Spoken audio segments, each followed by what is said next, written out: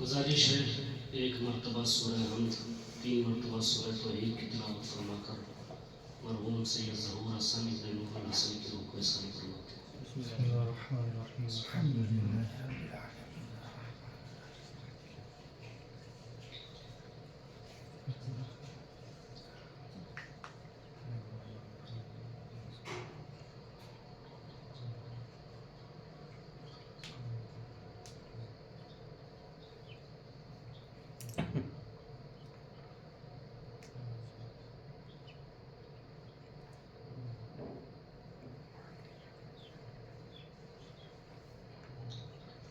ماشاءاللہ حول ولا قوة الا باللہ العلی العظیم۔ اعوذ باللہ من الشیطان الرجیم، بسم اللہ الرحمن الرحیم۔ الحمد للہ الذی ہدانا لہذا وما كنا لنہتدی لولا ان ہدانا اللہ، لقد جاءت رسل ربنا بالحق، الصلاة والسلام علی رسول الثقلین محبوب رب المغربین والمشرقین، صاحب قاب قوسین جد الحسن والحسین نبی القاسم محمد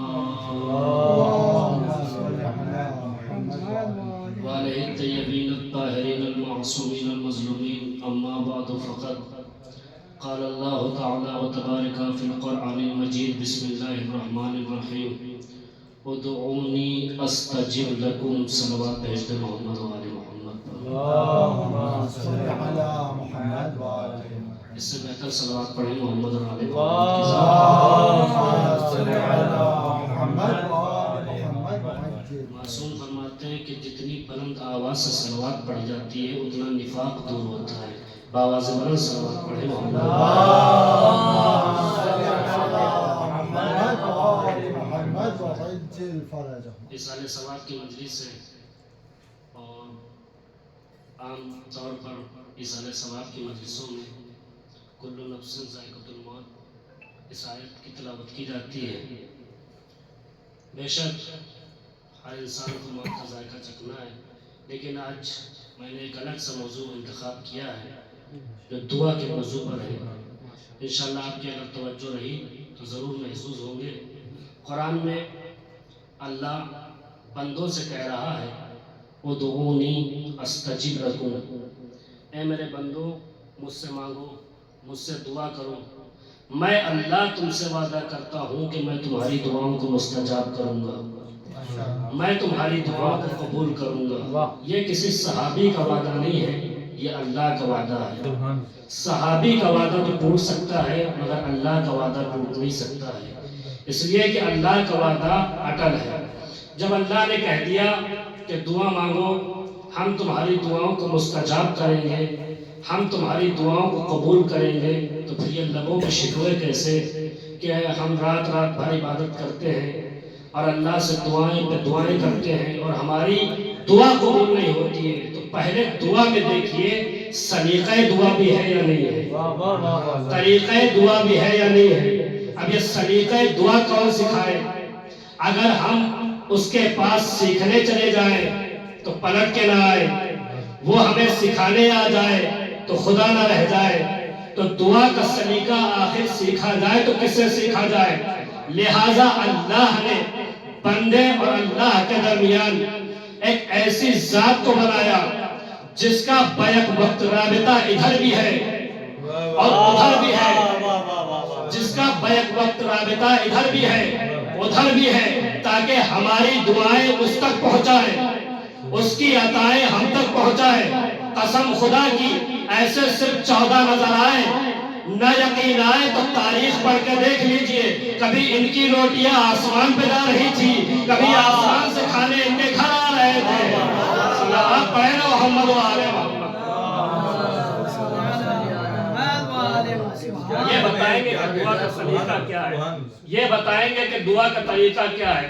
تو دعا کی بڑی اہمیت ہے، دعا مومن کا اسلحہ ہے، دعا قضا کو ٹالتا ہے۔ دعا کیا ہے؟ جناب موسیٰ کے زمانے میں قحط پڑا، بنی اسرائیل آئی، اے موسیٰ بارش نہیں ہو رہی ہے، دعا کریں۔ جناب موسیٰ نے کہا پروردگار کیا جواب دوں؟ آواز قدرت آئی، موسیٰ ان سے کہو 3 دن روزہ رکھے. یہ جب دعا کا طریقہ بتایا جا رہا ہے کہ جب کوئی اہم دعا ہو تو روزہ رکھ کے دعا مانگی جاتی ہے. 3 دن روزہ رکھا گیا. سب کو لے کر آ گئے, صحرا میں پہنچے. موسیٰ آ گئے, بنی اسرائیل کے لوگ آ گئے, دعا پہ دعا کر رہے ہیں. نماز استسقاء پڑھی, اس کے بعد دعا کی. آواز قدرت آئی, اے موسیٰ میں دعا تو قبول کر لیتا مگر ان میں ایک ایسا گنہگار بیٹھا ہوا ہے جس کی وجہ سے میں دعا قبول نہیں کر رہا ہوں. موسیٰ نے کہا وہ جو گنہگار ہے وہ اٹھ کے چلا جائے. جو گنہگار تھا اس کی آنکھوں سے آنسو آئے. پروردگار گنہگار میں تیرا ہوں, خطا کار میں تیرا ہوں, ذلیل ان کے سامنے کرنا چاہتا ہے. فوراً اللہ نے بارش برسا دی. موسیٰ نے کہا پروردگار تو نے کہا تھا ایک گنہگار ہے, جب وہ اٹھ کے جائے گا تو بارش ہوگی. اٹھ کے کوئی گیا نہیں, بارش کیسے ہونے لگی؟ آواز قدرت آئی, موسیٰ اس نے مجھ سے دل ہی دل میں توبہ کر لی اور میں نے اسے معاف کر دیا. میں نے دل ہی دل میں, اس نے مجھ سے دل میں ہی توبہ کر لی اور میں نے اسے معاف کر دیا. آواز قدرت آئی, اے موسیٰ اب وہ میرا مقرب بندہ ہو چکا ہے. موسیٰ نے کہا پروردگار نام تو بتا دے, اس کا نام کیا ہے؟ آواز قدرت آئی, موسیٰ جب وہ گنہگار تھا تب نام نہیں بتایا, اب تو میرا مقرب بن چکا ہے. صلوات پڑھے نا محمد و آل محمد. یہ دعا کا طریقہ بتایا جا رہا ہے, دعا کا طریقہ بتایا جا رہا ہے. آئیے ایک دعا آپ کو اور سناتا ہوں. بصرے کا رہنے والا ایک تاجر, تجارت میں کبھی یہ ہوتا ہے کہ اگر یہ کسی کا قرض دار ہے تو اس کا بھی قرضہ کسی کے اوپر نکلتا ہے. اتفاق سے یہ ہوا کہ یہ قرض دار ہو گیا, اس کی تجارت ڈوب گئی. راہ چلتے لوگ اس کو ٹوکنے لگے, میرا قرضہ کب دو گے؟ اب آپ ہی بتائیں, کوئی عزت دار شخص کو کوئی راہ چلتے ٹوکنے لگے, اس کے دل پہ کیا گزرے گی؟ وہ آیا گھر پہ, مصلی بچھایا, 2 رکعت نماز پڑھی, کہا پروردگارا تجھے علی کا واسطہ مجھے کوئی راستہ بتا. اب یہ دعائیں پہ دعائیں مانگ رہا تھا کہ اس کے ذہن میں ایک نبی کی حدیث آئی. نبی نے فرمایا جب وطن کی مٹی راس نہ آئے تو ہجرت کر جاؤ. اس نے اس کا آنا فالے نیک سمجھا, بصرہ چھوڑا, کوفے میں آیا. کوفے کے بازار پہنچا, بہت توجہ چاہتا ہوں, کوفے کے بازار میں پہنچا, دکانیں دیکھتا گیا. پہلی دکان دیکھی, آگے بڑھ گیا. دوسری دکان دیکھی, آگے بڑھ گیا. ایک دکان پر اس کی نظر ٹھہری جس کے دکاندار کے ہاتھ میں تسبیح بھی تھی, ریشے دراز تھی, زبان پہ اللہ اللہ کی صدا بھی تھی. اس نے سوچا یہ اللہ والا معلوم ہوتا ہے. دکان کے اندر آیا, جواہرات کی دکان تھی. آنے کے بعد کہا ہو سکے تو علی کے نام پہ کچھ دے دے. متوجہ ہو کے سنیے گا, ہو سکے تو علی کے نام پہ کچھ دے دے. اس نے جیسے ہی علی کا نام سنا ایسا لگا کہ اس کے کلیجے میں آگ جل رہی ہے. جگہ سے اٹھا, دھکا مار کے دکان سے باہر نکالا, ایک جملہ کہا جب تیرا علی اتنا ہی بڑا امیر ہے تو تجھ سے بھیک کیوں منگوا رہا ہے؟ اس کی آنکھوں میں آنسو آئے, دکان سے باہر نکلا, نجف کی طرف رک کر کے کہا مولا میں رو اس بات پہ نہیں رہا ہوں کہ مجھے ذلیل کیا گیا, میں رو تو اس بات پہ رہا ہوں کہ میں نے آپ کا نام نااہل کے سامنے لیا ہی کیوں. اسے درس دیا جا رہا ہے کہ علی کا نام ہر ایک کے سامنے نہیں لیا جاتا ہے, جو اہل والا ہوتا ہے اسی کے سامنے لیا جاتا ہے. یہ کہہ کے وہ جانے لگا اور اس نے کہا کوفے والوں سے کچھ نہیں مانگنا, کوفے والوں سے کچھ نہیں لینا. جس شہر میں علی کے نام کی تعظیم نہ ہوتی ہو, جس شہر میں علی کے نام کی عزت نہ ہوتی ہو, اس شہر سے کیا لینا, اس شہر سے کیا مانگنا. یہ کہہ کے وہ جانے لگا. کوفے کی سرحد پر ایک محل تھا, جس محل کے بالا خانے پر ایک پاکیزہ لباس میں لپٹی ہوئی بی بی تھی. اس نے اس کو جاتے ہوئے دیکھا, وہیں سے آواز ٹھہر جا. مسافر تھا, اپنی جگہ پر ٹھہر گیا. اس نے اشارہ دے کے دروازے پہ بلایا. وہ مسافر دروازے پہ آیا, وہ بی بی دروازے پر آئی. آنے کے بعد کہا تم مسافر معلوم دیتا ہے؟ کہا میں بصرے کا رہنے والا ہوں۔ اس بیوی نے کہا کہ تو ضرورت مند بھی لگتا ہے۔ اس نے کہا ضرورت مند تو ہوں مگر کوفے والوں سے نہیں۔ کہا کوفے والوں سے کیوں نہیں مانگنا چاہتا؟ کہ جس شہر میں علی کے نام کی عزت نہ ہوتی ہو اس شہر سے ہمیں کچھ نہیں لینا۔ تو اس نے مسکرا کے کہا جو علی تمہارے دل میں ہے وہی علی ہمارے دل میں ہے، مانگو جو مانگنا چاہتے ہو۔ اس نے کہا اگر تو علی کی کنیز ہے تو پھر علی ہی کے نام پہ کچھ دے دے۔ جیسے ہی اس نے علی کا نام سنا احترامان اپنے سر کو جھکایا، سر کو اٹھانے کے بعد جلدی سے کانوں تک ہاتھ لائی، بھندے ٹٹولے چھوڑ دیے، ہاتھوں تک ہاتھ پہرا، کنگن ٹٹولے چھوڑ دیے، گلے میں قیمتی ہار تھا، اسے اتارا اور دیتے ہوئے فرمایا میں شرمندہ ہوں، علی کا نام بڑا ہے خیرات چھوٹی ہے۔ علی کا نام بڑا ہے خیرات چھوٹی ہے۔ لیکن تھوڑا سا متوجہ ہو کے سنیے گا بول کے تو حوصلہ ملتا رہے۔ صلوات پڑھے محمد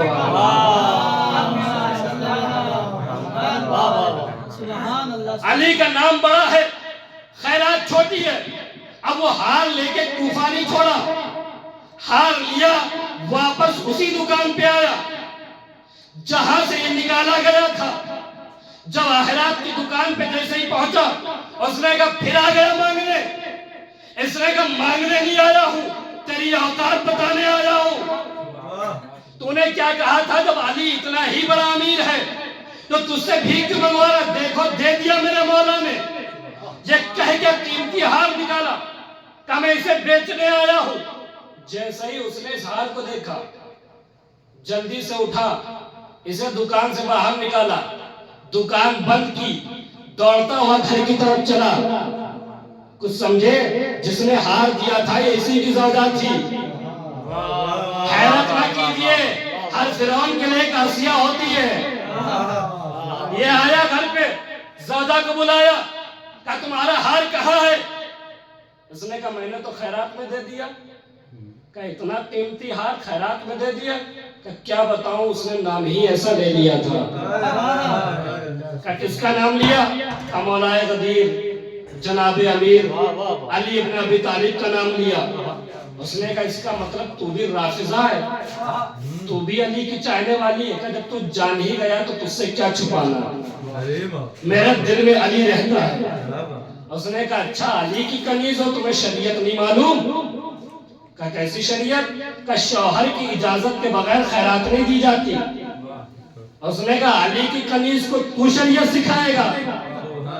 جملہ ملازہ فرمائے گا علی کی کنیز کو تو شریعت سکھائے گا؟ دیکھ یہ بندے تیرے تھے میں نے نہیں دیے، یہ کنگن تیرے تھے میں نے نہیں دیے، مگر یہ ہار تمہیں اپنے باپ کے گھر سے لائی تھی۔ یہ ہار تمہیں اپنے باپ کے گھر سے لائی تھی، اور ویسے بھی علی کی راہ میں حلال مال خرچ ہوتا ہے، حرام مال نہیں کرتا۔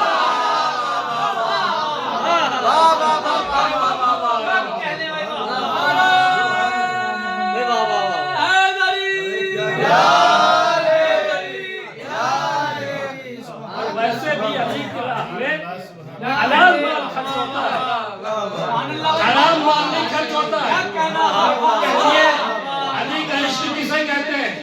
ہمیں یوں ہی علی کا عشق نہیں ملا۔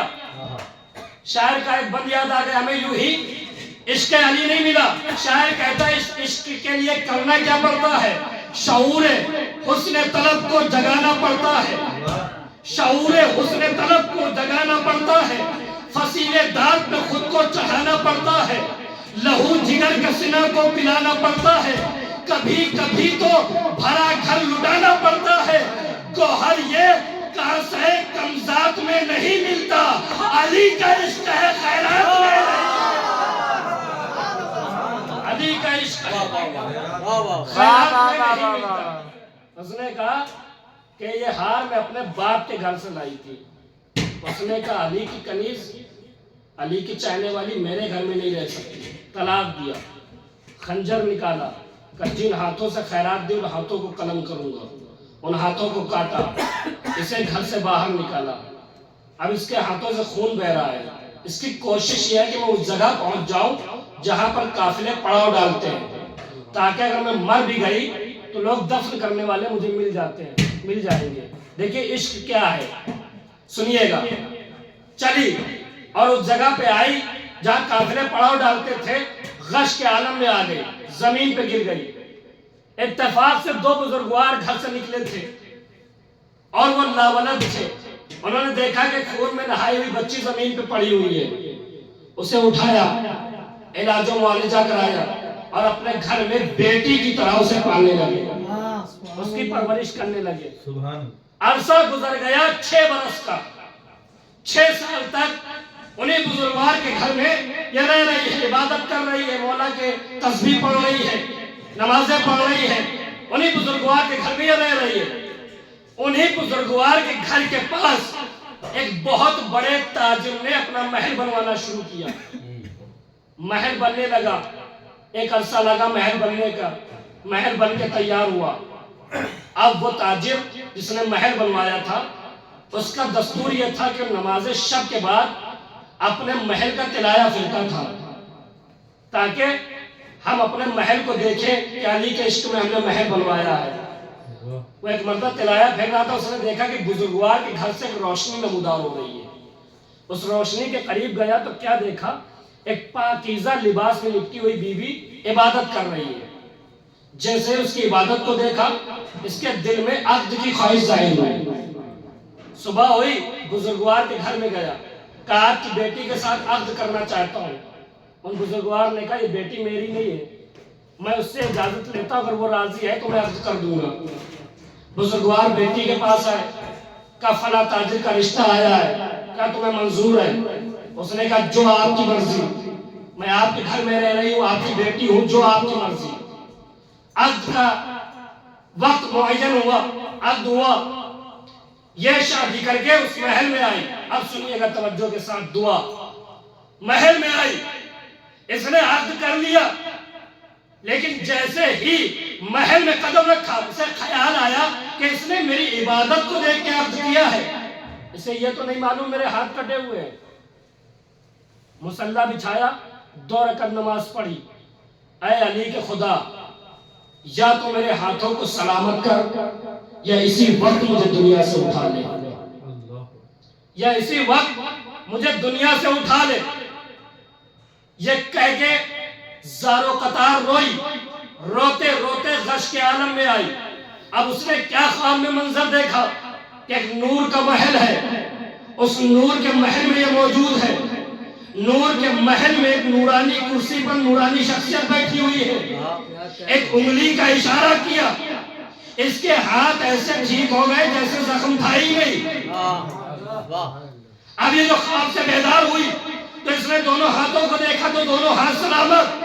جملہ کہوں، کعبے میں آنے کے بعد کعبے میں نشان ڈالنے والے نے اپنی چاہنے والی کے ہاتھوں کو ٹھیک کر دیا، نشان نہیں چھوڑا، نشان نہیں چھوڑا، نشان نہیں چھوڑا۔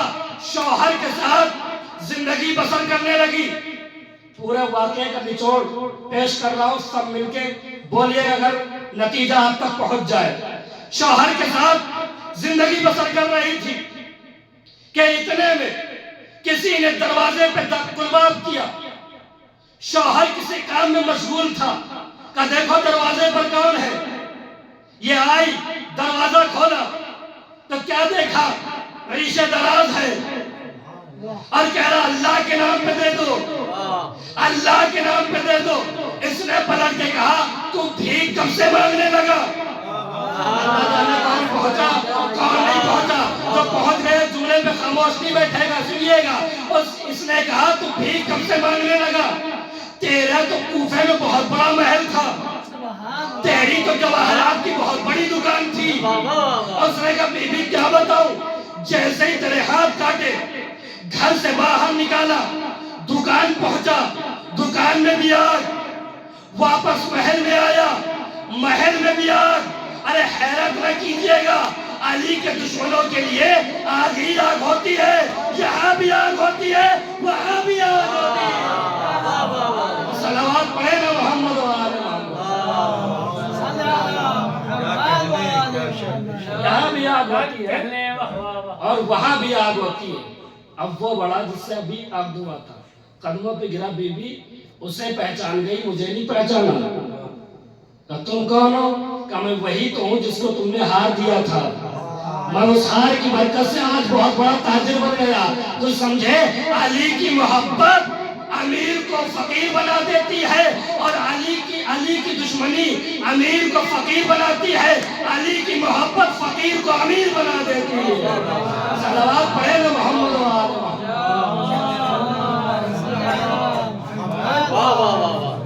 اور وسیلہ آل محمد ہو تو دعا قبول ہوتی ہے. معصومین نے ہمیں دعا کا طریقہ بتایا, معصومین نے ہمیں دعا کا سلیقہ سکھایا. قرآن میں بہت ساری دعائیں موجود ہیں.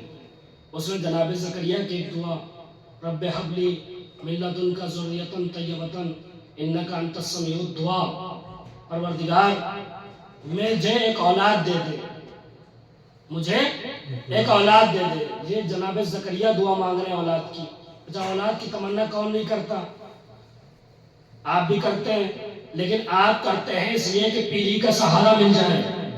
لیکن معصوم خود قوم کا سہارا ہوتا ہے.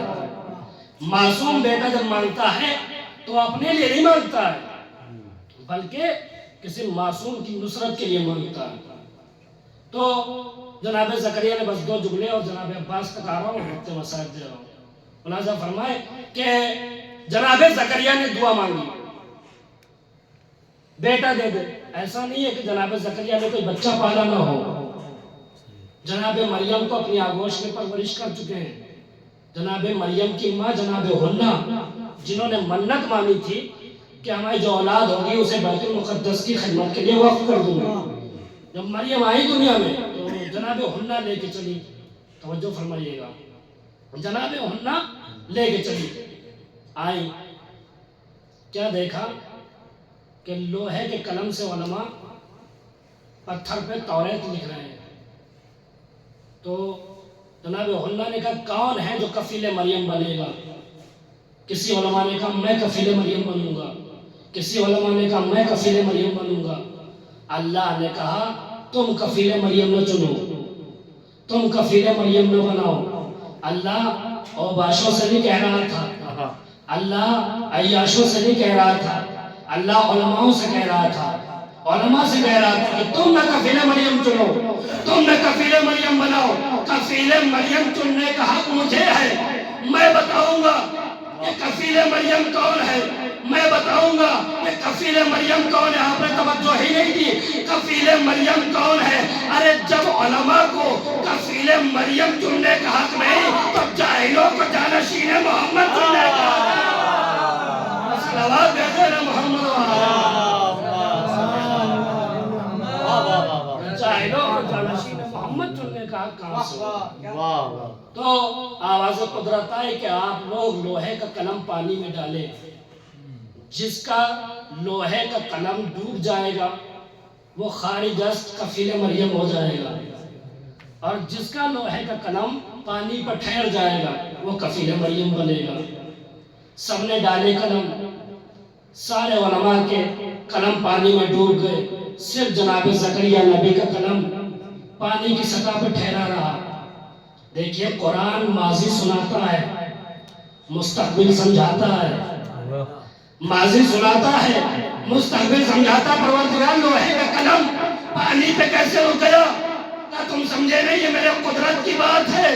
تو اب مجھے بھی سمجھ میں آیا کہ ایک معصوم آئے گا پانی پہ مصلی بچھائے گا, تو اس میں بھی حیرت کی بات نہیں ہے, مہدی کی امامت کی بات ہے.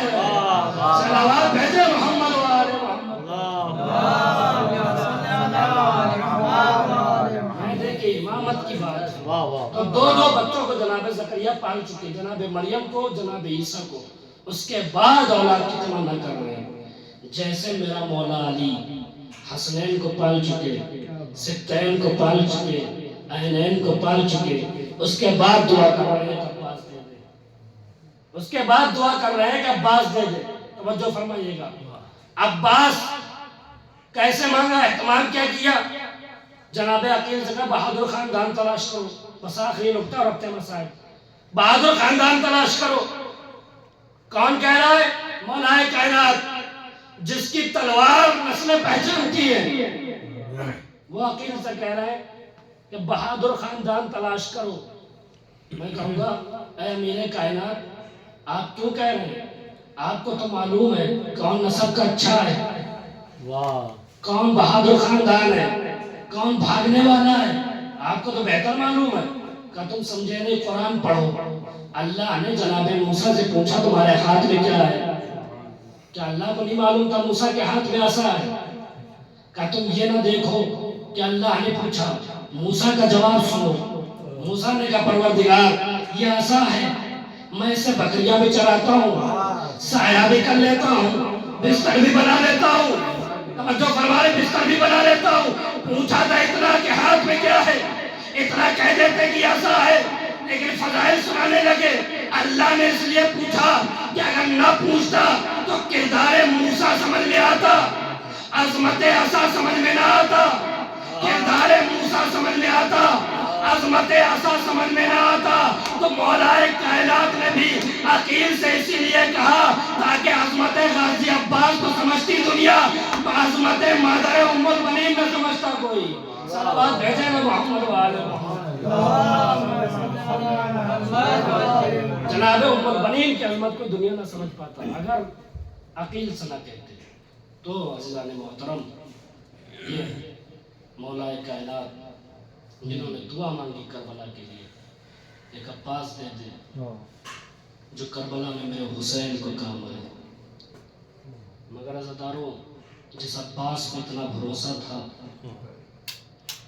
اس عباس کے دریا کنارے بازو کاٹے جا چکے ہیں، کربلا کے میدان میں کوئی نہ رہ گیا، صرف زہرا کا غریب ہے جو خیمے میں آنے کے بعد کہتا زینب تم پر حسین کا آخری سلام، ام کلثوم تم پر حسین کا آخری سلام، رباب تم پر حسین کا آخری سلام۔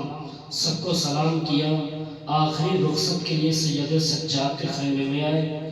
سید سجاد غش کے عالم میں تھے، غش سے آفاقہ ہوئے اپنے بابا کے چہرے کو دیکھا، ایک سوال کیا، بابا اونا محمد کہاں ہے؟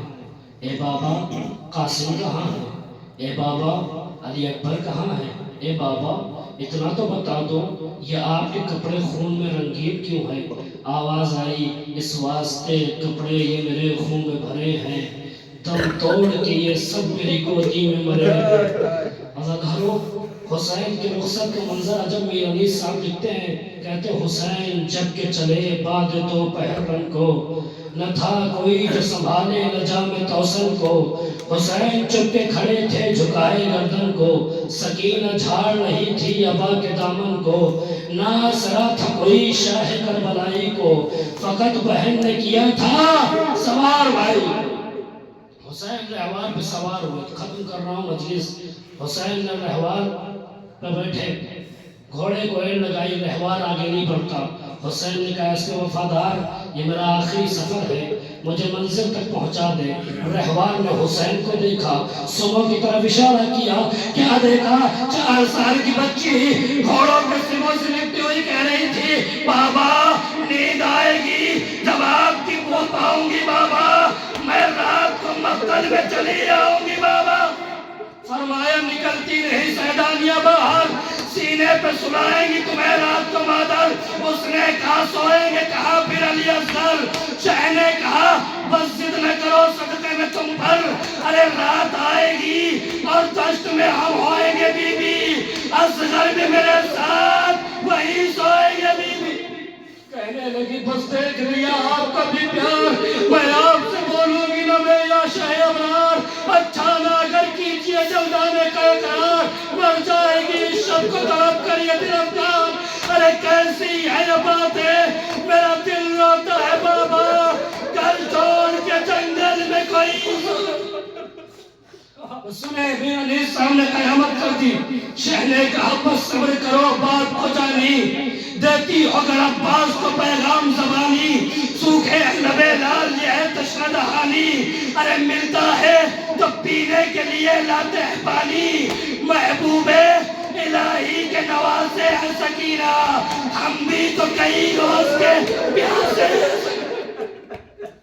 یہ کہہ کہ حسین مقتل میں آئے، بلا کا جہاد کیا، الحفیظ علمان کی صدائیں بلند ہو رہی تھی، لڑتے لڑتے ترائی کے کنارے پہنچے، عباس کا لاشا دیکھا، کہتے کہ عباس یہ حملے نہیں دیکھے، یہ سواری نہ دیکھی، افسوس کہ تم نے میری تنہائی نہ دیکھی۔ تلوار چلا رہے تھے، آواز غیبی آئی، جیسے یہ آواز غیبی کا آنا تھا، تلوار کو نیام میں رکھا، بھاگی ہوئی فوجی صدیق، کسی نے تیر مارا، کسی نے تلوار مارا، توبہ میر علی صاحب کے پڑھنا چاہتا ہوں، ختم کر دی میں نے مجلس، کسی نے تیر مارا، کسی نے تلوار مارا، میر صاحب فرماتے ہیں چلتے تھے چار سمت سے بالے حسین پر، ٹوٹے ہوئے تھے برچیوں والے حسین پر، یہ دکھ نبی کے درد کے بالے حسین پر، قاتل تھے خنجروں کو نکالے حسین پر، گرتے تھے اور سنبھالنے والا کوئی نہ تھا، تیر ستم نکالنے والا کوئی نہ تھا۔ سنیں قیامت کا بند کہہ دیا امیر علی صاحب نے، جب یاد آئے تب رو لیجئے گا، حسین کی مظلومیت پہ آنسو بہا لیجئے گا۔ قیامت کا بند کہہ دیا امیر علی صاحب نے، کہتے گر کر کبھی اٹھے کبھی رکھا زمین پہ سر، کروٹ کبھی تڑپ کے ادھر لی کبھی ادھر، اگلا لہو دہن سے تو تھاما کبھی جگر، حسرت سے کی خیام کی جانب کبھی نظر، اے قیامت کی بات کہہ دی، گر کر اٹھے تو زخموں سے برچھی کے پھل گرے، کچھ اور تیر کر گئے جموں کے بل گرے، آئے سہرا کا غریب گھوڑے سے زمین پہ نہیں بلکہ تیروں پر معلق ہوا، شمر کند خنجر لے کے آگے بڑھا، 70 قدم کے فاصلے پر زینب کھڑی دیکھ رہی تھی، رو رو کے کہہ رہی تھی نہ مار میرے مادر کو، میری ماں نے چکیا پیس پیس کے پالا ہے، ہائے میرا حسین، ہائے میرا اِنَّا لِلَّهِ وَإِنَّا إِلَيْهِ رَاجِعُونَ سَيَعْلَمُ الَّذِينَ ظَلَمُوا أَيَّ